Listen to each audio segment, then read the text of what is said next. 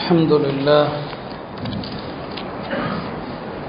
نحمده ونستعينه ونستغفره ونؤمن به ونتوكل عليه ونعوذ بالله من شرور أنفسنا ومن سيئات أعمالنا من يهدي الله فلا مضل له ومن يضلل فلا هادي له أشهد أن لا إله إلا الله وحده لا شريك له وأشهد أن سيدنا ونبينا ومولانا محمدا عبده ورسوله أرسله ربه بالحق بشيرا ونذيرا وداعيا إلى الله بإذنه وسراجا منيرا صلى الله تعالى عليه وعلى آله وصحبه وبارك وسلم تسليما كثيرا أما بعد فأعوذ بالله من الشيطان الرجيم بسم الله الرحمن الرحيم وهذا كتاب أنزلناه مبارك ليدبروا آياته وليتذكر أولو الألباب وقال النبي صلى الله عليه وسلم يغتنم خمسا قبل خمس حياتك قبل موتك وشبابك قبل هرمك وصحتك قبل سقمك وفراغك قبل شغلك وغناك قبل فقرك أو كما قال صلى الله عليه وسلم அன்பிற்கினிய அல்லாஹ் நல்லடியார்களே, ஒரு ஆண்டு நிறைவடைந்திருக்கிறது. அது எந்த கணக்கானாலும் சரி, மொத்தத்தில் ஒரு வருடம், ஒரு புத்தாண்டு ஆரம்பித்திருக்கிறது. மறுபக்கம் ரமதானை நினைவூட்டுகின்ற ரஜபுடைய மாதம் துவங்கியிருக்கிறது. இன்னும் சரியாக 2 மாதங்களில் சங்கைமிகு ரமதான் வந்துவிட்டது. காலங்கள் இவ்வாறாக மாறி மாறி ஓடிக்கொண்டிருக்கிறது. நம்மில் ஒவ்வொருவரும் ஒவ்வொரு வயதை நிறைவு செய்கிறோம். ஒரு ஆண்டு முடிவது, ஒரு வயது முடிவடைவது நமக்குள் எத்தகைய சிந்தனைகளை ஏற்படுத்த வேண்டும் என்பதை பல முறை நாம் வலியுறுத்தி இருக்கிறோம். இந்த ரஜபுடைய மாதம் வருகிற போது ஹதீஸிலே சொல்லப்பட்ட ஒரு துஆவை அதிகமாக ஓதப்படுவதை நாம் எல்லாம் கேட்டுக்கொண்டிருக்கிறோம். அல்லாஹும்ம பாரிக் லனா ஃபி ரஜபி வ ஷஅபான், இந்த ரஜப் ஷஅபானில் எங்களுக்கு பரக்கத்து செய்வாயாக என்று. அடுத்த வாக்கியம் 2 விதமாக வருகிறது. ரமதானை அடைய செய்வாயாக என்றும் வருகிறது, ரமதானிலும் பரக்கத்து செய்வாயாக என்றும் ஹதீஸில் வருகிறது. 2 விதமாகவும் ஹதீஸில் இருப்பதை நாம் பார்க்க முடிகிறது. நாம் அடிக்கடி சொல்வதுண்டு, பெருமானார் ஸல்லல்லாஹு அலைஹி வஸல்லம் அவர்கள் பொதுவாக பரக்கத்துடைய துஆ அதிகம் அதிகம் செய்வாங்க. பரக்கத் என்பது என்ன என்று சொன்னால், ஒரு பொருளின் மூலமாக பலன்கள் அதிகமாக கிடைப்பதோடு அது நீண்ட காலம் நீடித்திருக்கவும் வேண்டும். நிறைய பலன்களும் கிடைக்கணும். கஸ்ரத்துல் ஹைர். இரண்டாவது என்ன? ஒபகாவு, நீடித்திருக்கணும். இந்த ரெண்டும் எதுல எல்லாம் இருக்குதோ அதான் பரக்கத். ஒரு பையன் தன்னுடைய தந்தை இடத்துல கேட்டானா, அத்தா அடிக்கடி பரக்கத்து பரக்கத்துன்னு சொல்றீங்களே, பரக்கத்துனா என்ன அப்படின்னு சொல்லி. இப்போ அவர் அந்த பையனை அழைச்சிட்டு வீட்டில் ஒரு ஓரமாக போனார். ஒரு ரூமில் ஒரு மோட்ரு இருக்குது. சொன்னாராம், இந்த மோட்ரு இருக்குது, இது கிட்டத்தட்ட நம்ம வீட்டில் 25-30 வருஷமாக இருக்குது. 25-30 வருஷமாக எந்த பெரிய செலவும் வந்ததில்லை. இதாம்பா பரக்கத்துன்னாராம். ஆக இது பரக்கத்தை ஒவ்வொருவரும் ஒவ்வொரு விதமாக புரிய வைப்பாங்க இல்லையா? ஆடு குட்டி போடுவது குறைவு, ஆனால் நாய்கள் குட்டி போடுவது அதிகம். ஆடுகள் அதிகம் அறுக்கப்படுது, ஆனால் குட்டி போடுறது கம்மி. ஆனால் ஆட்டில் பரக்கத்து இருக்கு. நபி ஸல்லல்லாஹு அலைஹி வஸல்லம் உம்முஹானி அவர்கள்ட்ட சொன்னாங்க, இத்தஹிதி கனமன் ஃபஇன்ன ஃபீஹா பரக்கத்தன், ஆடு வளர்த்துக்கொள், ஆட்டில் பரக்கத்து இருக்குன்னு சொன்னாங்க. ஆடு வளர்த்துக்கொள், ஆட்டில் பரக்கத்து இருக்குது. உண்மைதானே? பரக்கத்துனா கண்ணுக்கு தெரியாத ஒரு வளர்ச்சி தான் பரக்கத்து. நீங்க பாருங்க, உலகத்தில் எவ்வளவு ஆடு அறுக்கப்படுது, ஆனால் அந்த அளவுக்கு ஆடுகள் குட்டி போடுதா? ஆனால் ஆட்டுக்கு அழிவே கிடையாது. அப்போ இதான் பரக்கத் அப்படிங்கிறது. அல்லாஹ் சில பொருள்களை வைத்திருக்கிறான். அந்த பரக்கத்து என்பது சில மனிதர்களே பரக்கத்திற்குரியவர்கள் தான். மனிதர்களில் பெரும் பரக்கத்து யாரு? நபி ஸல்லல்லாஹு அலைஹி வஸல்லம் அவங்க தான். பெருமானாருடைய தாத்தும் பரக்கத்து தான், பெருமானாருடைய வார்த்தைகளும் பரக்கத்து தான், பெருமானார் கொண்டு வந்த மார்க்கமும் பரக்கத்து தான். அவங்க தொட்ட பொருள், அணிந்த பொருள் எல்லாமே பரக்கத்து தான். அவங்க யாருக்கெல்லாம் துவா செஞ்சாங்களோ அதெல்லாம் பரக்கத்து தான். சொல்லப்படுது, திருமணத்தில் பாரக்கல்லாஹு லக்கன்னு சொல்லுகிறோமே, இந்த வாழ்த்தை பெருமானார் முதலில் யாருக்கு இந்த வாழ்த்து சொன்னாங்க அப்படின்னா சில கிதாபுகளில் எழுதுறாங்க, அப்துல் ரஹ்மான் இப்னு அவுஃபுக்கு தான் பெருமானார் அவர் கல்யாணம் பண்ணின புதுசில் முதல்ல இந்த வார்த்தையால் வாழ்த்துனாங்க, பாரக்கல்லாஹு லக்கன்னு சொல்லி. பெருமானார் யாருக்கெல்லாம் பரக்கத்துக்கு துவா செஞ்சாங்களோ அவங்க எல்லாருமே வாழ்க்கையில செழிப்பாக தான் இருந்தாங்க. இப்னு அவுஃபை பற்றி நமக்கு தெரியும். அவருக்கு பெருமானார் எப்போ பாரக்கல்லான்னு சொன்னாங்களோ அவர் கல்லை எடுத்தாலும் பொண்ணா மாறிடும். இது அவங்களே சொன்னாங்க, நான் ஒரு கல்லை எடுத்தாலும் அது பொண்ணாகிவிடும் என்று சொன்னாங்க. இப்போ அந்த அளவுக்கு அவருக்கெல்லாம் எல்லாவற்றிலும் பரக்கத். இந்த காலத்தினுடைய உலகத்தின் பெரும் பணக்காரர்கள் சொல்றோமே, அந்த பணம் அன்னைக்கு அவர்கிட்ட இருந்துச்சு, இப்னு அவுஃப்கிட்ட இருந்துச்சு. அவங்க இறந்த போது சொத்து மதிப்பை பார்த்தோன்னு சொன்னா இன்னைக்கு இருக்கக்கூடிய பெரும் பெரும் தொழிலதிபர்கள் எப்படியோ அப்படிதான். பெருமானாருடைய அந்த பரக்கத்துடைய துவாவை பெற்ற எல்லாருக்குமே அந்த பரக்கத்தினங்க இருந்துச்சு. நபி ஸல்லல்லாஹு அலைஹி வஸல்லம் ஒரு பொருளில் துவா செஞ்சுட்டா அதுல பரக்கத்து இருக்கும். ஒரு நாள் ஹஜ்ரத் அபூ ஹுரைரா ரலியல்லாஹு அன்ஹு அவர்கள் கொஞ்சம் பேரிச்சம்பழங்களை கொண்டு வந்தாங்க, ஒரு பையில போட்டு. பெருமானார் கேட்டாங்க, என்னப்பா இருக்குது? பேரிச்சம்பழம், இதுல துவா செய்யுங்க யா ரசூலல்லாஹ்னு சொன்னாங்க. இப்போ நபி ஸல்லல்லாஹு அலைஹி வஸல்லம் சொன்னாங்க, இந்த பேரிச்சம்பழங்களை எடுத்து வரிசையா வைப்பான்னு சொன்னாங்க. அவரும் எடுத்து வச்சார். நபி ஸல்லல்லாஹு அலைஹி வஸல்லம் துவா செஞ்சாங்க, யா அல்லாஹ் இவருக்கு இந்த பேரிச்சம்பழத்துல பரக்கத் செய்ன்னு சொன்னாங்க.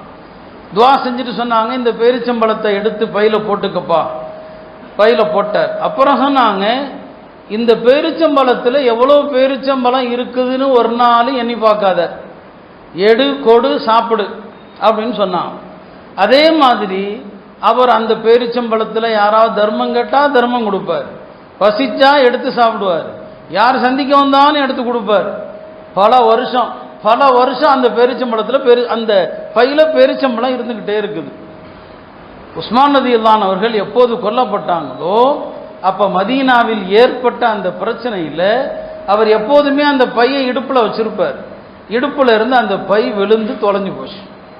அவங்க சொல்லுவாங்க, உஸ்மான் இறந்த போது மக்களுக்கெல்லாம் ஒரு கவலை என்றால் எனக்கு 2 கவலை. எல்லாருக்கும் ஒரு கவலை, உஸ்மான் கொல்லப்பட்டுட்டாங்களேன்னு சொல்லி. எனக்கு 2 கவலை. ஏன்னா பெருமானார் பரக்கத்து செய்து துவா செய்து கொடுத்த அந்த பேரிச்சம்பழ பை தொலைஞ்சு போச்சு. இப்போ உஸ்மான் தான் எப்போ ஷஹீதாக்கப்பட்டாங்க? ஹிஜ்ரி 35 இல்லையா? அப்போ பெருமானார் இறந்தது எப்போ? ஹிஜ்ரி 11. பெருமானார் இறந்ததிலிருந்து கணக்கு வச்சா கூட அவர் பெருமானாரோடு வாழ்ந்த, அபூ ஹுரைரா வாழ்ந்த காலங்கள் பெருமானாரோடு 3 வருஷம். அப்போ கிட்டத்தட்ட ஒரு 20-25 வருஷம் ஒரு சின்ன பையில இருந்த பேரிச்சம்பழம் சாப்பிட்டாங்க, கொடுத்தாங்க, எடுத்து கொடுப்பாங்க, அப்படிதான் இருக்கும். தீரல்ல, அது காணா போச்சு, தொலைஞ்சு போச்சு, தவிர தீரல்ல. இதான் பரக்கத் அப்படிங்கிறது. அப்ப ரசூல் ஸல்லல்லாஹு அலைஹி வஸல்லம் அவர்கள் எதை எடுத்தாலும் எதை தொட்டாலும் அது என்னதான்? பரக்கத்து தான். குர்ஆன் இருக்குது, அது பரக்கத். குர்ஆன்ல பல இடங்கள் அல்லாஹ் சொல்லுவான், வஹாதா கிதாபுன் அன்ஸல்னாஹு முபாரக், நாம் அருளி இந்த வேதம் இருக்கிறதே அது பரக்கத்தது. குர்ஆனுடைய பரக்கத்தை வர்ணிக்கவே முடியாது. அது மறுமையிலும் சரி இம்மையிலும் சரி. குர்ஆனுடைய பரக்கத்தை வார்த்தைகளால விவரிக்கவே முடியாது. மறுமையில் சொர்க்கத்தில் பல படித்தரங்கள் இருக்குது. சொர்க்கத்து படித்தரங்கள் எவ்வளவு அப்படின்னா உலமாக்கள் சொன்னாங்க, குர்ஆன்ல எத்தனை எழுத்துக்கள் இருக்கிறதோ குர்ஆனுடைய எழுத்துகளுடைய எண்ணிக்கை அளவுக்கு சொர்க்கத்தின் படித்தரங்கள் சொன்னாங்க. குர்ஆன்ல எத்தனை எழுத்துக்கள்? 10,25,000 எழுத்துக்கள். 10,25,000 எழுத்துக்கள் குர்ஆன்ல இருக்குது.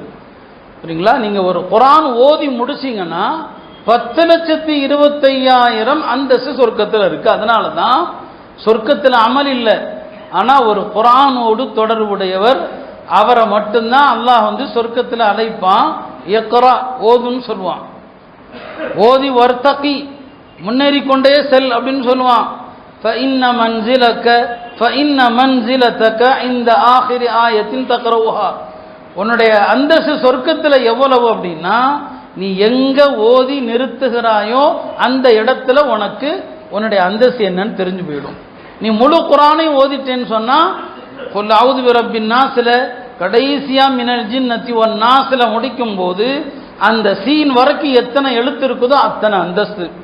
10,25,000 எழுத்துக்கள்னா சொர்க்கத்தில் உனக்கான அந்தஸ்து. அதுதான் குர்ஆன் அவ்வளவு பெரிய பரக்கத்தானது. நம்முடைய உலமாக்கள் ஒரு காலத்தில் குர்ஆன் ஓதுவதில் பெரும்பாலான மக்கள் ஒரு காலத்தில் 7 நாளைக்கு ஒரு குர்ஆனை முடிப்பாங்க.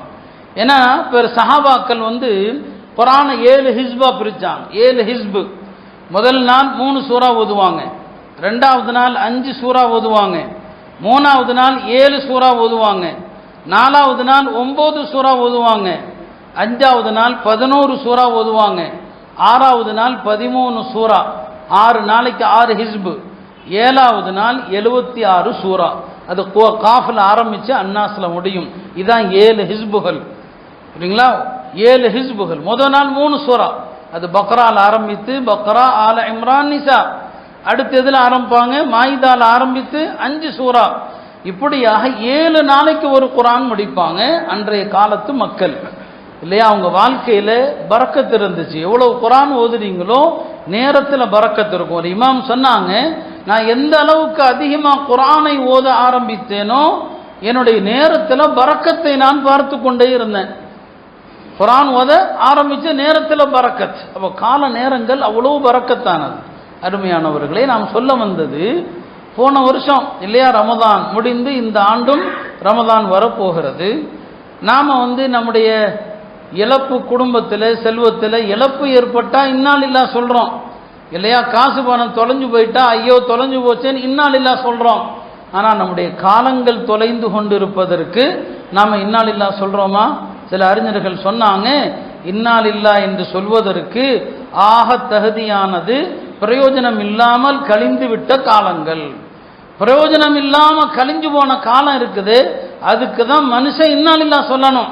அப்போ இன்றைக்கு நாம் ஒவ்வொருவரும் என்ன வயது, நம்முடைய வயது என்ன இல்லையா? வாலிபர்களிலிருந்து எல்லாருமே தன்னுடைய வயதை சிந்திச்சு பார்க்கணும். இந்த வயது எவ்வளவு வீணா போயிருக்குது, எவ்வளவு காலங்களை நாம் தொலைச்சிருக்கிறோம்.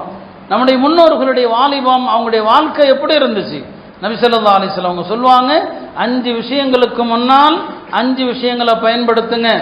ஹயாத்தக கபில மௌத்திக், மரணத்திற்கு முன்னால் வாழ்க்கையை பயன்படுத்துங்க. இருக்கிற வாழ்க்கையை பயன்படுத்துங்க. என்னைக்கு கபருக்கு போவோன்னு தெரியாது. இருக்கிற நொடி தான் நிச்சயம், அடுத்த நொடி நிச்சயம் அல்ல. வாழ்க்கையை பயன்படுத்துங்க. அதுல குறிப்பா சொன்னாங்க, ஷபாபக்க, உன்னுடைய வாலிபத்தை பயன்படுத்திக்கொள், கபில ஹரமிக்க, வயோதிகத்துக்கு முன்னால.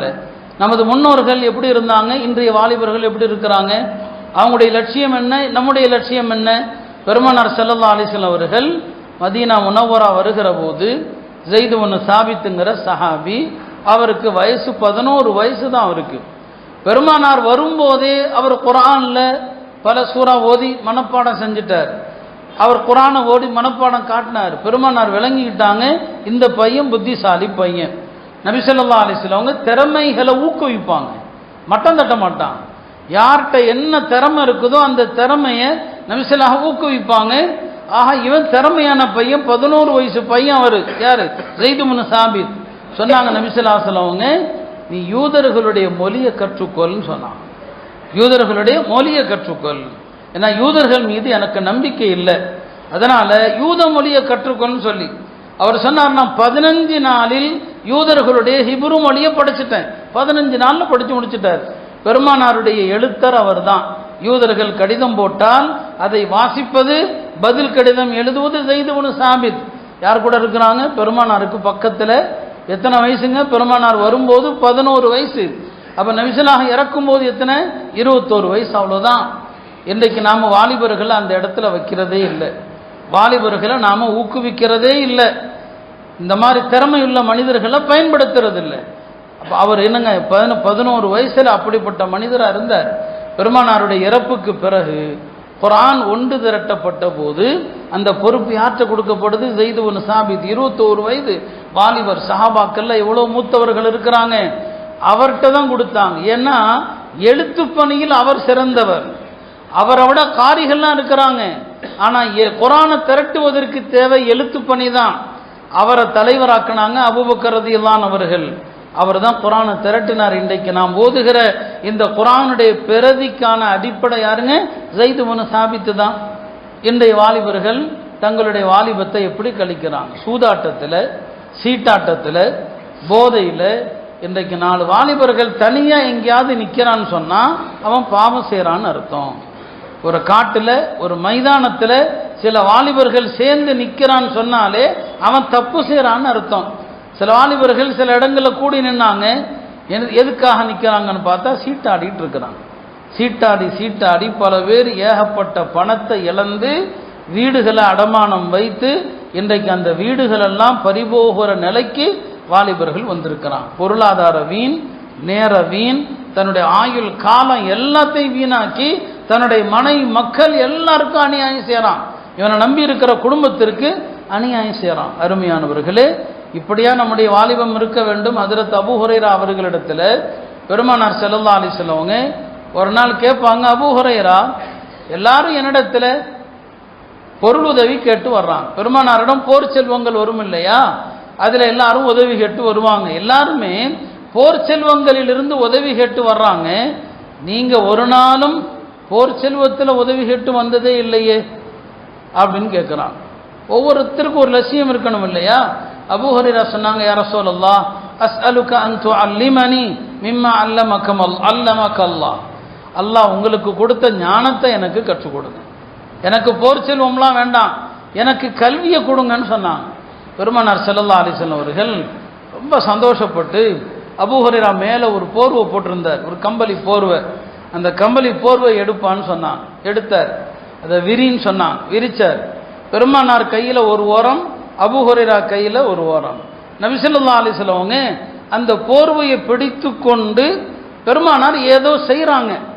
அபூ ஹுரைரா சொல்றாரு, என் கையில் ஒரு ஓரமும் பெருமானார் கையில் ஒரு ஓரமும் இருக்குது. பெருமானாரிடமிருந்து எனக்குள் ஏதோ ஒன்று ஊர்ந்து வருவது போல் இருக்குது. எறும்பு ஊர்ந்து வர்ற மாதிரி, எறும்பு ஊர்ந்து வர்ற மாதிரி இருக்குது. நபி ஸல்லல்லாஹு அலைஹி வஸல்லம் அவர்கள் பிறகு என்ன செஞ்சாங்க, இந்த போர்வையை பிடித்து கொண்டே எனக்கு சில ஹதீஸுகளை அறிவித்தாங்க. பிறகு போர்வை விட்டுட்டு சொன்னாங்க, இந்த போர்வையை உன்னுடைய மார்போடு அணைத்துக்கொள், இனிமே உனக்கு மறதியே வராது சொன்னாரு. நான் அந்த போர்வையை மார்போடு அணைச்சுக்கிட்டேன். அதற்கு பிறகு நான் பெருமானாரிடமிருந்து கேட்ட எந்த ஹதீஸிலும் ஒரு எழுத்தை கூட நான் விட்டது கிடையாது. இதான் அபூ ஹுரைராவுடைய வாலிபம், அவருடைய பருவம் அப்படி. அப்ப அவருடைய லட்சியத்தை பாருங்க, பெருமானாருடைய ஹதீஸுகள் மறக்கக்கூடாது. அதனால தான் அவர் தான் அதிகமான ஹதீஸுகளை இந்த உம்மத்துக்கு வழங்கிய பெருமகனா இருக்கிறார். ஸஅத் இப்னு முஆத் அவர்கள் 31 வயசுல முஸ்லீம் ஆனாரு, 37 வயதுல மௌத்தாயிட்டார். 37 வயதுல ஹந்தக் போர்ல ஏற்பட்ட ஒரு பாதிப்புல, ஒரு காயத்துல, அதிலேயே மௌத்தாயிட்டாரு இல்லையா. அப்துர் ரஹ்மான் யார், ஸஅத் இப்னு முஆத். ஸஅத் இப்னு முஆதுடைய ஜனாசாவை எடுத்து செல்கிற போது முனாஃபிக்குகள் சில பேர் கேலி பண்ணாங்க, என்ன இந்த ஜனாசா ரொம்ப ஒரு வெயிட் குறைவா இருக்குதுன்னு சொல்லி. வெயிட் குறைவா இருக்கிறத ஒரு கேலியா சொன்னாங்க. பெருமானார் ஸல்லல்லாஹு அலைஹி சொன்னாங்க, வெயிட் குறைவாக இருப்பதற்கு காரணம் இந்த ஜனாசாவை மலக்குகள் தூக்கிட்டு போயிட்டு இருக்கிறாங்க சொல்லிட்டு சொன்னாங்க. இவர் எப்படிப்பட்ட மையத்து தெரியுமா, இவருடைய இறப்பு செய்தி வந்தபோது இஹ்தஸலஹு அர்ஷுர் ரஹ்மான், அல்லாஹ்வுடைய அரிசி இவருக்காக குலுங்கியது. அப்படிப்பட்ட தோழர் இவர்னு சொன்னாங்க. எத்தனை வயசுங்க? 37 வயது. 37 வயதுல மரணிக்கிறார் ஒரு சாதனையாளராக. அவருடைய இறப்புக்கு துக்கமாக அல்லாஹ்வுடைய அரிசி நடுங்குது. அவருடைய இறப்புல மலக்குமார்கள் கலந்து அவருடைய ஜனாசாவை தூக்குறாங்க.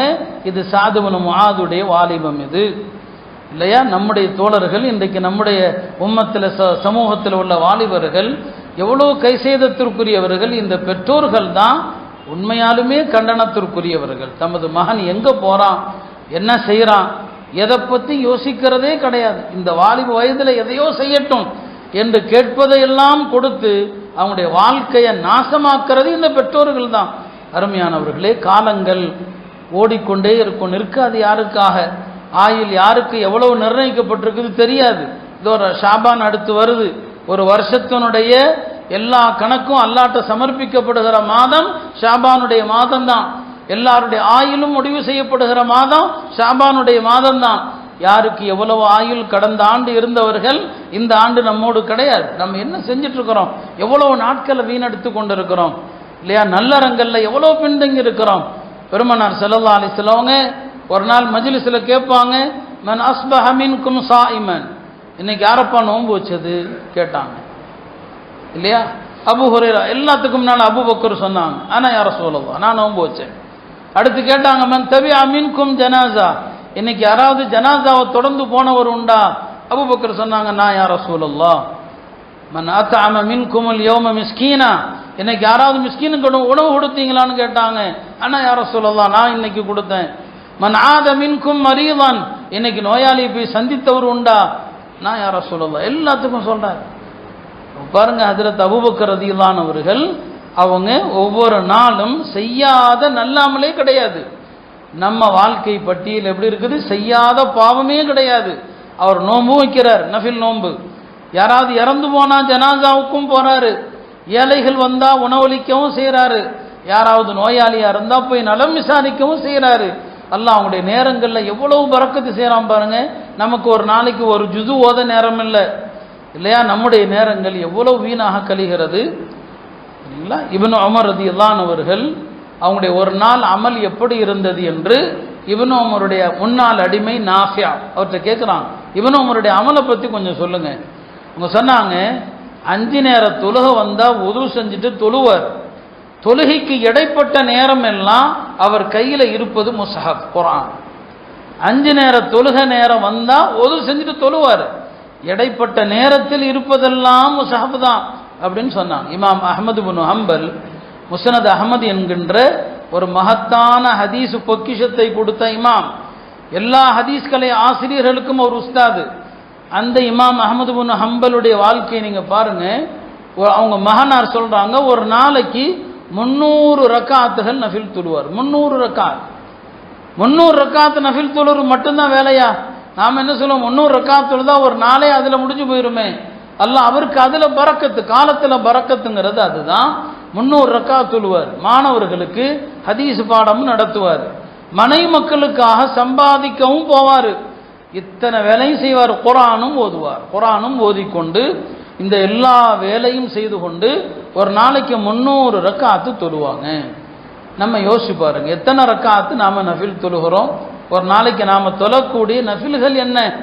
நஃபிலான ரக்காத்துகள் கிடையாது, நஃபிலான நோன்புகள் கிடையாது, குர்ஆன் திலாவத்து கிடையாது. இப்படிதான் நம்முடைய வருஷம். போன வருஷம் ரமதான், இனி அடுத்த ரமதானும் வந்து விட்டது. நம்முடைய கால நேரங்கள் எவ்வாறு கழிந்தது என்பதை நாம யோசிச்சு பார்க்கணும். அருமையானவர்களே, நம்முடைய முன்னோர்களுடைய காலங்கள் ஒவ்வொரு நொடியும் அவங்க அல்லாஹ்விடத்தில் தன்னுடைய நேரங்களை புனிதமாகத்தான் கழித்தாங்க. அவங்களுடைய நேரங்கள் ஒரு நாளும் வீணாக போனதே கிடையாது. சின்ன வயசுல அவர்கள் சாதனையாளர்களாக இருந்தாங்க. நான் அபூ ஹுரைராவை பற்றி சொன்னேன். மதீனால அவங்க மஸ்ஜிது நபவியில் உட்கார்ந்துருப்பாங்க.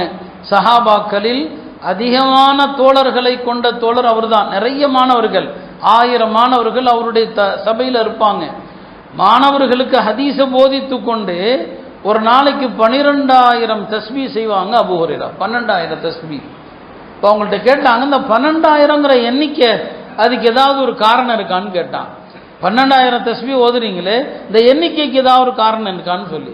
நம்முடைய முன்னோர்கள் என்ன செஞ்சாலும் அதுக்கு ஒரு தத்துவம் வச்சிருப்பாங்க. அவர் சொன்னாரு, ஒரு மனிதன் இஸ்லாத்தினுடைய பார்வையில் ஒரு மனிதனை யாராவது கொன்னுட்டா, தவறுதலாக அல்லது அநியாயமாக கொன்னுட்டா, கொலை செய்யப்பட்ட மனிதனுடைய உயிருக்கான இழப்பீட்டு தொகை 12000 திர்ஹம். 12000 திர்ஹம் தான் மார்க்கத்தில் ஒரு உயிருக்கான மதிப்பு. அதனால நான் என்னுடைய உயிரை, என்னுடைய ஆன்மாவை நரகத்திலிருந்து விடுதலை செய்யறதுக்காக 12000ங்கிற எண்ணிக்கையில நான் தஸ்பீ ஓதிட்டு இருக்கிறேன்னு சொன்னார். 12000 தஸ்பீஹுக்கான காரணத்தை ஹஜ்ரத் அபூ ஹுரைரா ரலியல்லாஹு அவர்கள் விளக்குறாங்க. அருமையானவர்களே, நம்முடைய குடும்பங்களில் வீடுகளில் இரவு நேரங்கள் எப்படி கழிகிறது எல்லாருக்கும் தெரியும். ஒரு காலத்தில் டிவியில் மூழ்கி இருந்தாங்க, எனக்கு எல்லாரும் செல்ஃபோனில் தான். வீட்டுக்கு போனால் பொண்டாட்டி ஒரு பக்கம் செல்ஃபோன் பார்த்துட்டு இருக்கோம், இவர் ஒரு பக்கம் பார்த்துட்டு இருப்பார், பிள்ளைகள் ஒரு பக்கம் பார்த்துட்டு இருப்பாங்க. ஒருத்தர் முகத்தை ஒருத்தர் பார்க்க மாட்டாங்க. ஒருத்தர் இன்னொருத்தர்கிட்ட கேட்டால் கூட எல்லாத்துக்குமே ஊன் தான் பதில் வரும். பதில் என்ன சொன்னாலாம் தெரியாது. அதுக்கப்புறம் அந்த அம்மாவோ அவரோ சத்தம் போட்டால் என்ன சொன்ன அப்படின்னு கேட்பாங்க. இன்னைக்கு அப்படித்தான் நம்ம எல்லா வீடுகள்லையும் இரவுகள் அப்படித்தான். பல மணி நேரங்கள் வீணாக இந்த செல்போனில். ஒரு காலத்தில் இரவு முழுக்க வீட்டில் அமல் செய்வதற்கு குடும்பத்தில் உள்ளவர்கள் பிரிச்சுக்குவாங்க. ஹஜ்ரத் அனஸுடைய வீட்டில் அவர் 3 பேர் இருந்தாங்க. அவரும் அவருடைய மனைவியும் அவருடைய மகளும் 3 பேருமே இஷாவுக்கு பிறகு முதல் 3ல் ஒரு பங்கு ஒருத்தர் இபாதத்தில் இருக்கணும், மற்ற 2 பேரும் தூங்கணும். அப்புறம் அடுத்தவர் எழுப்பி விட்டுட்டு 2வது நபர் வந்துடுவார். இப்படியாக இரவை 3ஆ பிரித்து ஒவ்வொரு ஒரு பகுதியில் யாராவது ஒருத்தர் வணக்கத்தில் இருப்பது என்று ஹஜ்ரத் அனஸுடைய வீட்டை பிரித்தாங்க. அந்த வீடுகளும் அந்த காலங்களும் எவ்வளவு பொற்காலங்கள் யோசிச்சு பாருங்க, எவ்வளவு பொன்னான காலங்கள் அவங்களுடைய நேரங்கள்.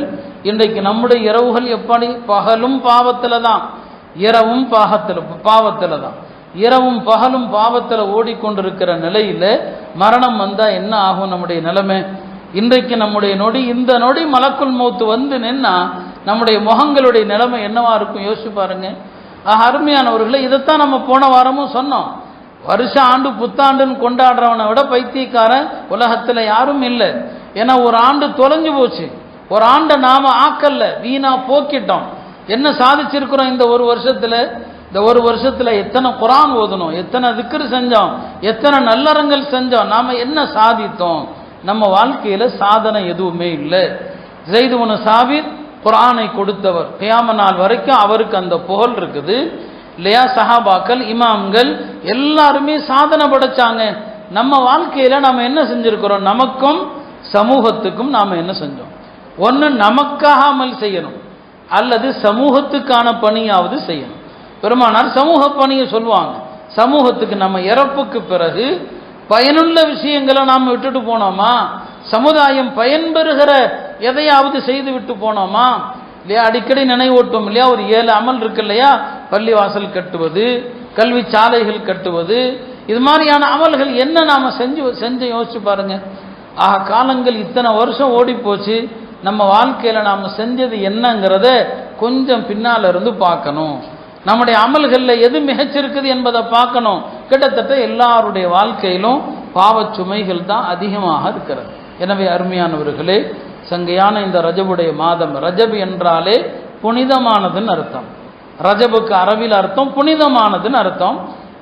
யதார்த்தமாகவே ஷரியத்தில், மார்க்கத்தில் 4 மாதம் புனித மாதங்கள், தொடர்ச்சியா 3 மாசம், தில் காதா, தில் ஹிஜ்ஜா, முஹர்ரம், அந்த 3ம் புனித மாதங்கள் தொடர்ச்சி.